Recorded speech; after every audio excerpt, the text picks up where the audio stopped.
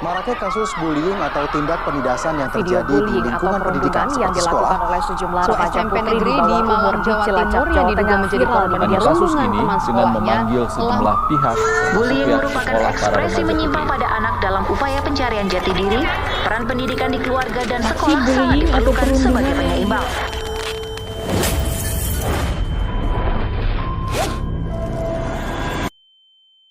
Seperti kabar beberapa bulan yang lalu, anak seorang artis dibully dan ada juga kasus bully pada siswa SD di Gresik. Bullying itu tindakan yang jelas-jelas tidak baik loh. Dan kira-kira kamu tahu nggak sih, bullying itu apa? Apa itu bullying? Bullying atau biasa disebut perundungan merupakan tindakan mengganggu atau menyakiti orang lain secara fisik, verbal, maupun sosial di dunia nyata atau di dunia maya yang dilakukan secara berulang kali. Siapa saja yang rentan menjadi korban bullying?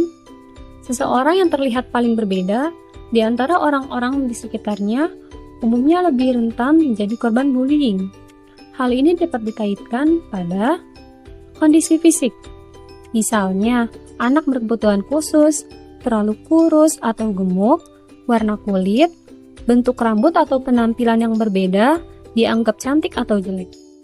Kepribadian, misalnya suka menyendiri, atau pemalu, atau kurang percaya diri. Kondisi akademik, biasanya dianggap paling bodoh atau paling pintar. Status ekonomi atau sosial, paling miskin, kaya, atau populer. Termasuk golongan minoritas, berbeda etnik, budaya, bahasa, maupun agama. Apa penyebab seseorang menjadi pelaku bullying? Penyebab seseorang menjadi pelaku bullying pun bermacam-macam. Di antaranya, pernah menjadi korban bullying dan merasa ingin balas dendam. Merasa iri atau kalah saing, atau marah dengan korban. Kurang mendapat perhatian atau kasih sayang dari keluarga. Supaya dapat diterima di dalam grup atau kelompok tertentu, belum terbiasa menerima perbedaan di sekitarnya. Mengapa saksi bullying tidak berani melapor? Selain berpotensi menjadi korban dan pelaku bullying, saksi yang tidak berani melaporkan kasus bullying umumnya karena pelaku adalah temannya sendiri, takut menjadi sasaran bullying berikutnya, ataupun malah terlibat. Bullying dapat terjadi di mana saja, misalnya di lingkungan rumah, sekolah, maupun di media sosial. Apa saja yang termasuk bentuk-bentuk bullying? Bullying verbal. Bullying verbal adalah tindakan bullying dengan menggunakan ucapan atau kata-kata. Contohnya, memanggil dengan julukan yang tidak baik, mengejek bentuk fisik atau badan korban, bahkan mengancam korban. Bullying fisik. Bullying yang diikuti dengan tindakan kekerasan fisik. Contohnya memukul, menendang, memalak, dan lain sebagainya. Bullying sosial. Bullying yang dilakukan di belakang korbannya. Contohnya, pelaku menyebarkan gosip atau fitnah tentang korban, sehingga korban dikucilkan atau diabaikan oleh lingkungannya.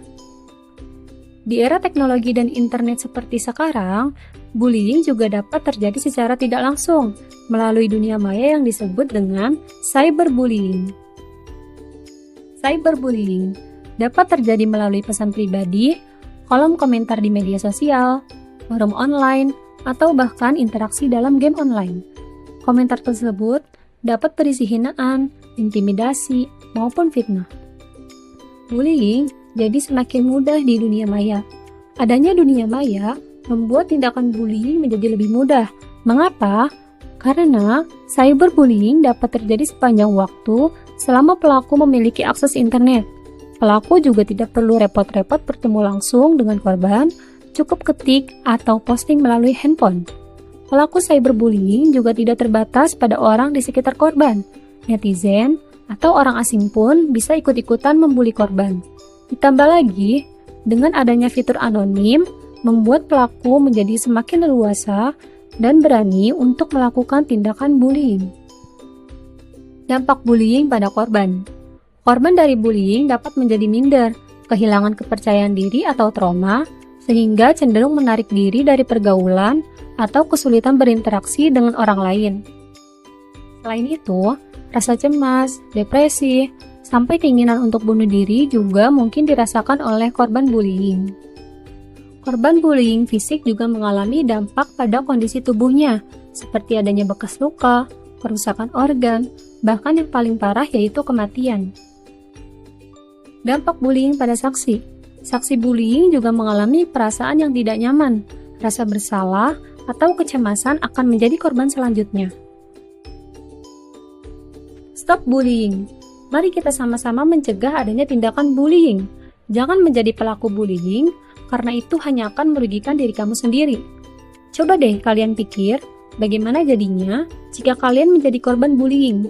Pasti nggak enak kan? Jika kamu menjadi korban ataupun saksi bullying, jangan takut untuk melapor kepada guru, orang tua, atau orang yang kamu percaya ya. Dengan begitu, kamu akan mendapat bantuan dan bullying pun dapat dihentikan.